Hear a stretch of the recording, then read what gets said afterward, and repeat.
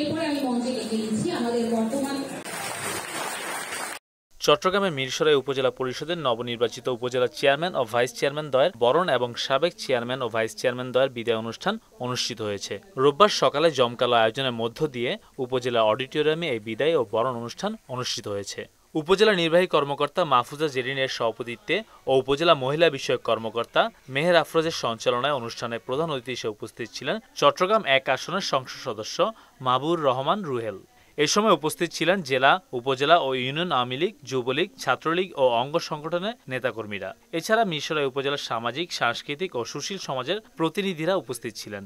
নবনির্বাচিত upazila chairman Enayet Hossain Nayan, vice chairman Saiful Islam, মহিলা vice chairman Umme Kulsum কলিকে ফুল দিয়ে শুভেচ্ছা জানান অতিথিবৃন্দ। এছাড়া বিদায়ী upazila chairman Jasim Uddin, vice chairman M Alauddin, মহিলা ভাইস চেয়ারম্যান ইসমত আরা ফেন্সিকে ফুল ও সম্মাননা স্মারক প্রদান করা হয়। উল্লেখ্য, গত ৮ই মে প্রথম ধাপে অনুষ্ঠিত হওয়া ষষ্ঠ উপজেলা নির্বাচনে বিপুল ভোটে বিজয়ী হন তারা। পরবর্তীতে গেজেট প্রকাশ, শপথ গ্রহণ শেষে আজ আনুষ্ঠানিকভাবে দায়িত্ব গ্রহণ করেন নবনির্বাচিত চেয়ারম্যান ও ভাইস চেয়ারম্যান দ্বয়।